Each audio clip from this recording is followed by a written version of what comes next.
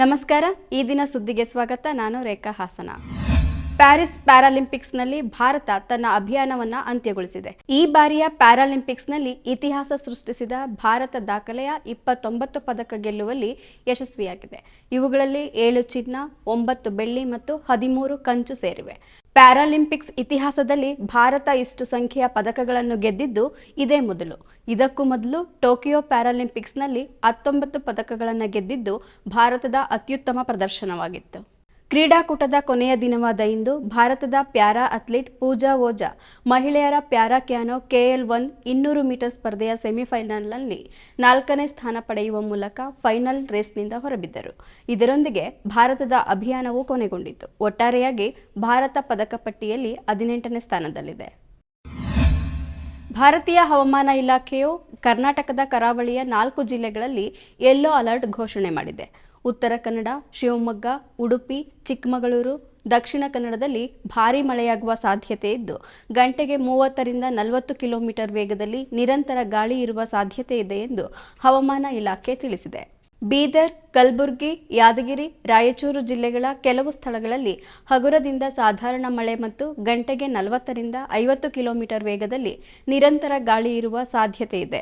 ಬೆಂಗಳೂರು ಗ್ರಾಮಾಂತರ, ಬೆಂಗಳೂರು ನಗರ, ಚಿಕ್ಕಬಳ್ಳಾಪುರ, ಕೋಲಾರ ಜಿಲ್ಲೆಗಳಲ್ಲಿ ಕೆಲವು ಸ್ಥಳಗಳಲ್ಲಿ ಹಗುರದಿಂದ ಸಾಧಾರಣ ಮಳೆ ಸುರಿಯಲಿದ್ದು ಗಾಳಿಯ ವೇಗ ಗಂಟೆಗೆ 30ರಿಂದ 40 ಕಿಲೋಮೀಟರ್ ತಲುಪುವ ಸಾಧ್ಯತೆ ಇದೆ.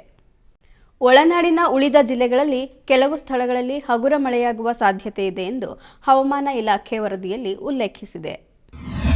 ನಕಲಿ ವೈದ್ಯನೊಬ್ಬ ಯೂಟ್ಯೂಬ್ನಲ್ಲಿ ವಿಡಿಯೋ ನೋಡಿ ಸರ್ಜರಿ ಮಾಡಿದ ಪರಿಣಾಮ 17 ವರ್ಷದ ಬಾಲಕ ಸಾವನ್ನಪ್ಪಿರುವ ಘಟನೆ ಬಿಹಾರದಲ್ಲಿ ನಡೆದಿದೆ. ಬಿಹಾರದ ಸರನ್ ಎಂಬಲ್ಲಿ ನಕಲಿ ವೈದ್ಯ ಯೂಟ್ಯೂಬ್ ವಿಡಿಯೋವನ್ನು ಅನುಸರಿಸಿ ಬಾಲಕನ ಪಿತ್ತಕೋಶದಲ್ಲಿರುವ ಕಲ್ಲನ್ನು ತೆಗೆಯುವುದಕ್ಕೆ ಆಪರೇಷನ್ ಮಾಡಿದ್ದಾನೆ. ಪರಿಸ್ಥಿತಿ ಗಂಭೀರವಾಗುತ್ತಿದ್ದಂತೆ ಬಾಲಕನನ್ನು ಪಾಟ್ನಾದ ಬೇರೆ ಆಸ್ಪತ್ರೆಗೆ ಕರೆದೊಯ್ಯುವುದಕ್ಕೆ ಆಂಬ್ಯುಲೆನ್ಸ್ ವ್ಯವಸ್ಥೆ ಮಾಡಿದ್ದಾರೆ. ಮಾರ್ಗ ಮಧ್ಯೆ ಬಾಲಕ ಮೃತಪಟ್ಟಿದ್ದು ದೇಹವನ್ನು ಆಸ್ಪತ್ರೆಯಲ್ಲಿ ಬಿಟ್ಟು ವೈದ್ಯರು ಹಾಗೂ ಆತನ ಜೊತೆಗಿದ್ದವರು ಪರಾರಿಯಾಗಿದ್ದಾರೆ. ಬಾಲಕನು ಪದೇ ಪದೇ ವಾಂತಿ ಮಾಡುತ್ತಿದ್ದ. ಆದ್ದರಿಂದ ಆತನನ್ನು ಸರನ್ ನಗರದಲ್ಲಿರುವ ಗಣಪತಿ ಆಸ್ಪತ್ರೆಗೆ ದಾಖಲಿಸಲಾಗಿತ್ತು. ವಾಂತಿ ನಿಂತಿತ್ತು. ಆದರೆ ವೈದ್ಯ ಅಜಿತ್ ಕುಮಾರ್ ಪುರಿ ಈತನಿಗೆ ಆಪರೇಷನ್ ಅಗತ್ಯವಿದೆ ಎಂದಿದ್ದ. ಆದರೆ ಆತ ಯೂಟ್ಯೂಬ್ ವಿಡಿಯೋವನ್ನು ನೋಡಿ ಆಪರೇಷನ್ ಮಾಡಿದ್ದರಿಂದ ನನ್ನ ಮಗ ಜೀವ ಕಳೆದುಕೊಂಡ ಎಂದು ಬಾಲಕನ ತಂದೆ ಚಂದನ್ ಶಾ ಬೇಸರ ವ್ಯಕ್ತಪಡಿಸಿದ್ದಾರೆ. ಮೃತ ಬಾಲಕನ ತಾತ ಮಾತನಾಡಿ, ಬಾಲಕನ ತಂದೆಯನ್ನು ಬೇರೆ ಕೆಲಸದ ಮೇರೆಗೆ ಹೊರಗಡೆ ಕಳಿಸಿದ್ರು. ಕುಟುಂಬದವರ ಅನುಮತಿ ಪಡೆಯದೆ ಆಸ್ಪತ್ರೆಯವರು ಬಾಲಕನನ್ನ ಕರೆದುಕೊಂಡು ಹೋಗಿ ಆಪರೇಷನ್ ಮಾಡಿದ್ದಾರೆ. ಬಾಲಕ ನೋವಿನಿಂದ ಕಿರುಚಿದ್ದನ್ನು ನೋಡಿ ಏನಾಯಿತು ಎಂದು ವೈದ್ಯರನ್ನು ಪ್ರಶ್ನಿಸಿದರೆ ನಾವು ವೈದ್ಯರು ಎಂದು ದರ್ಪ ತೋರಿದ್ರು. ಸಂಜೆಯ ಸುಮಾರಿಗೆ ಬಾಲಕನ ಶವವನ್ನು ಆಸ್ಪತ್ರೆಯ ಮೆಟ್ಟಿಲಲ್ಲಿ ಇಟ್ಟು ಪರಾರಿಯಾಗಿದ್ದಾರೆ ಎಂದು ತಿಳಿಸಿದರು. ಈ ಘಟನೆಯ ಕುರಿತಾಗಿ ಪೊಲೀಸರು ವೈದ್ಯರ ಹಾಗೂ ಇತರರ ವಿರುದ್ಧ FIR ದಾಖಲಿಸಿಕೊಂಡಿದ್ದಾರೆ. ಪರಾರಿಯಾದ ವೈದ್ಯ ಮತ್ತು ಆತನ ತಂಡವನ್ನು ಪತ್ತೆ ಹಚ್ಚುವ ಕಾರ್ಯದಲ್ಲಿ ಪೊಲೀಸರು ನಿರತರಾಗಿದ್ದಾರೆ. ಇತ್ತೀಚೆಗೆ ಹೊರದೇಶದಿಂದ ಭಾರತಕ್ಕೆ ಬಂದ ವ್ಯಕ್ತಿಗೆ ಮಂಕಿ ಪಾಕ್ಸ್ ಬಂದಿರುವ ಬಗ್ಗೆ ಕೇಂದ್ರ ಆರೋಗ್ಯ ಸಚಿವಾಲಯ ಶಂಕಿಸಿರುವುದಾಗಿ ANI ವರದಿ ಮಾಡಿದೆ. ರೋಗಿಯನ್ನು ಆಸ್ಪತ್ರೆಯಲ್ಲಿ ಪ್ರತ್ಯೇಕವಾಗಿ ಇರಿಸಲಾಗಿದೆ ಮತ್ತು ಆರೋಗ್ಯವು ಸದ್ಯ ಸ್ಥಿರವಾಗಿದೆ ಎಂದು ವರದಿಯಲ್ಲಿ ಉಲ್ಲೇಖಿಸಿದೆ. ಆದರೆ ಎಲ್ಲಿ ಎಂಬ ಬಗ್ಗೆ ಸ್ಪಷ್ಟವಾದ ಮಾಹಿತಿ ನೀಡಲಾಗಿಲ್ಲ. ಮಂಕಿ ಪಾಕ್ಸ್ ಇರುವ ಬಗ್ಗೆ ತಿಳಿಯಲು ರೋಗಿಯ ರಕ್ತದ ಮಾದರಿಯ ಪರೀಕ್ಷೆ ನಡೆಸಲಾಗುತ್ತಿದೆ ಎಂದು ತಿಳಿಸಲಾಗಿದೆ. ಹಾಗೆಯೇ ಯಾವುದೇ ಆತಂಕಕ್ಕೆ ಒಳಗಾಗುವ ಅವಶ್ಯಕತೆ ಇಲ್ಲ ಎಂದು ಹೇಳಿದೆ. ಆಫ್ರಿಕಾದ ಕಾಂಗೋ ಸೇರಿದಂತೆ 13 ದೇಶಗಳಲ್ಲಿ ಮಂಕಿ ಪಾಕ್ಸ್ ಕಾಯಿಲೆ ವೇಗವಾಗಿ ಹರಡುತ್ತಿರುವ ಕಾರಣ ವಿಶ್ವ ಆರೋಗ್ಯ ಸಂಸ್ಥೆ ಇತ್ತೀಚೆಗೆ 3 ವರ್ಷಗಳಲ್ಲಿ 2ನೇ ಬಾರಿಗೆ ಜಾಗತಿಕ ಆರೋಗ್ಯ ತುರ್ತು ಪರಿಸ್ಥಿತಿ ಘೋಷಿಸಿದೆ. ಚಿತ್ರದುರ್ಗದ ರೇಣುಕಾಸ್ವಾಮಿ ಕೊಲೆ ಪ್ರಕರಣದಲ್ಲಿ ನಟ ದರ್ಶನ್ ಜೊತೆಗೆ ಜೈಲು ಪಾಲಾಗಿರುವ ಪವಿತ್ರ ಗೌಡ ಅವರು ಜಾಮೀನಿಗಾಗಿ ಹೈಕೋರ್ಟ್ ಮೊರೆ ಹೋಗಿದ್ದಾರೆ. ಇತ್ತೀಚೆಗಷ್ಟೇ ಈ ಪ್ರಕರಣದ ತನಿಖೆ ನಡೆಸಿದ್ದ ಪೊಲೀಸರು ನ್ಯಾಯಾಲಯಕ್ಕೆ 3992 ಪುಟಗಳ ಆರೋಪ ಪಟ್ಟಿ ಸಲ್ಲಿಸಿದ್ದರು. ಕಾನೂನಿನ ಪ್ರಕಾರ ಆರೋಪ ಪಟ್ಟಿ ಸಲ್ಲಿಕೆಯ ನಂತರವಷ್ಟೇ ಆರೋಪಿಗಳು ಜಾಮೀನು ಸಲ್ಲಿಸಲು ಅವಕಾಶವಿದೆ. ಹಾಗಾಗಿ ಜಾಮೀನು ಸಲ್ಲಿಸಲು ಅತ್ತ ನಟ ದರ್ಶನ್ ಪರವಾಗಿರುವ ವಕೀಲರು ತಯಾರಿ ನಡೆಸಿದ್ದಾರೆ. ಅಸಲಿಗೆ ಈ ಕೇಸ್ನ ವಿಚಾರಣೆ ನಡೆಯುತ್ತಿರುವ ಬೆಂಗಳೂರಿನ ಕೆಳ ಹಂತದ ನ್ಯಾಯಾಲಯದಲ್ಲಿ ಜಾಮೀನಿಗೆ ಅವರು ಅರ್ಜಿ ಸಲ್ಲಿಸಬಹುದು. ಆದರೆ ಪವಿತ್ರ ಗೌಡ ಅವರು ಕೆಳ ಹಂತದ ನ್ಯಾಯಾಲಯದಲ್ಲಿ ಅರ್ಜಿ ಸಲ್ಲಿಸುವುದಕ್ಕೂ ಮುನ್ನವೇ ಹೈಕೋರ್ಟ್ ಮೊರೆ ಹೋಗಿರುವುದು ಕುತೂಹಲ ತಂದಿದೆ. ರೇಣುಕಾಸ್ವಾಮಿ ಕೊಲೆ ಪ್ರಕರಣದಲ್ಲಿ ಪವಿತ್ರ ಗೌಡ ಅವರು A1 ಆರೋಪಿಯಾಗಿದ್ದಾರೆ. ಇತ್ತೀಚೆಗೆ ಸಲ್ಲಿಸಲಾಗಿರುವ ಚಾರ್ಜ್ ಶೀಟ್ನಲ್ಲಿ ರೇಣುಕಾಸ್ವಾಮಿ ಅವರ ಕೊಲೆಗೆ ಮೂಲ ಕಾರಣವೇ ಇವರು ಎಂದು ಉಲ್ಲೇಖಿಸಲಾಗಿದ್ದು, ಬೆಂಗಳೂರಿನ ಪಟ್ಟಣಗೆರೆಯ ಶೆಡ್ನಲ್ಲಿ ರೇಣುಕಾಸ್ವಾಮಿ ಅವರ ಮೇಲೆ ದರ್ಶನ್ ಗ್ಯಾಂಗ್ ಹಲ್ಲೆ ನಡೆಸುವಾಗ ಕಿಲ್ ಹಿಮ್ ಎಂದು ನಟ ದರ್ಶನ್ಗೆ ಹೇಳುವ ಮೂಲಕ ಗ್ಯಾಂಗಿನ ಸದಸ್ಯರಿಗೆ ಆತನನ್ನು ಕೊಲ್ಲಲು ಪ್ರೇರೇಪಣೆ ನೀಡಿದ್ದಾರೆ ಎಂದು ಪೊಲೀಸರು ಆರೋಪಿಸಿದ್ದಾರೆ. ಆ ಹಿನ್ನೆಲೆಯಲ್ಲಿ ಪ್ರಕರಣದಲ್ಲಿ ಅವರನ್ನೇ A1 ಆರೋಪಿ ಎಂದು ಘೋಷಿಸಲಾಗಿದೆ. ಅನುಭವಿ ಕ್ರೀಡಾ ನಿರ್ವಾಹಕ ರಣಧೀರ್ ಸಿಂಗ್ ಭಾನುವಾರ ಒಲಿಂಪಿಕ್ ಕೌನ್ಸಿಲ್ ಆಫ್ ಏಷ್ಯಾ ಅಧ್ಯಕ್ಷರಾಗಿ ಆಯ್ಕೆಯಾಗಿದ್ದಾರೆ. ಈ ಮೂಲಕ OCA ಅಧ್ಯಕ್ಷರಾಗಿ ಆಯ್ಕೆಯಾದ ಮೊದಲ ಭಾರತೀಯ ಎಂಬ ಹೆಗ್ಗಳಿಕೆಗೆ ಪಾತ್ರರಾಗಿದ್ದಾರೆ. 5 ಬಾರಿ ಒಲಿಂಪಿಕ್ಸ್ನಲ್ಲಿ ಸ್ಪರ್ಧಿಸಿರುವ ಶೂಟರ್ ಸಿಂಗ್ ಅವರು ಅಧ್ಯಕ್ಷ ಸ್ಥಾನಕ್ಕೆ ಅರ್ಹತೆ ಪಡೆದ ಏಕೈಕ ಅಭ್ಯರ್ಥಿಯಾಗಿದ್ದರು. ಆದ್ದರಿಂದ ಅವರ ಆಯ್ಕೆಯು ಸರ್ವಾನುಮತದಿಂದ ನಡೆದಿದೆ. 2024ರಿಂದ 2028ರವರೆಗೆ ಅವರ ಅಧಿಕಾರಾವಧಿ ಇರಲಿದೆ. ಸಿಂಗ್ ಅವರು 2021ರಿಂದ OCAಯ ಹಂಗಾಮಿ ಅಧ್ಯಕ್ಷರಾಗಿ ಸೇವೆ ಸಲ್ಲಿಸುತ್ತಿದ್ದಾರೆ. ಭಾರತದ ಕ್ರೀಡಾ ಸಚಿವ ಮನ್ಸುಖ್ ಮಾಂಡವೀಯ ಮತ್ತು ಏಷ್ಯಾದ ಎಲ್ಲ 45 ರಾಷ್ಟ್ರಗಳ ಉನ್ನತ ಕ್ರೀಡಾ ಅಧಿಕಾರಿಗಳು ಸೇರಿದಂತೆ ಹಲವು ಗಣ್ಯರು OCA ಅಧ್ಯಕ್ಷರಾಗಿ ಸಿಂಗ್ ಅವರ ಅಧಿಕಾರ ಸ್ವೀಕಾರಕ್ಕೆ ಸಾಕ್ಷಿಯಾದರು. ಜಾರ್ಖಂಡ್ನಲ್ಲಿ ಈ ವರ್ಷದ ಅಬಕಾರಿ ಕಾನ್ಸ್ಟೇಬಲ್ ನೇಮಕಾತಿಯ ದೈಹಿಕ ಪರೀಕ್ಷೆಯ ವೇಳೆ 12 ಮಂದಿ ಸಾವನ್ನಪ್ಪಿದ್ದಾರೆ ಎಂದು ವರದಿಯಾಗಿದೆ. ಪರೀಕ್ಷೆಯ ನಿಯಮಗಳಲ್ಲಿ ಬದಲಾವಣೆ ಮಾಡಿರುವುದು ಈ ದುರಂತಕ್ಕೆ ಕಾರಣ ಎಂದು ಹೇಳಲಾಗುತ್ತಿದೆ.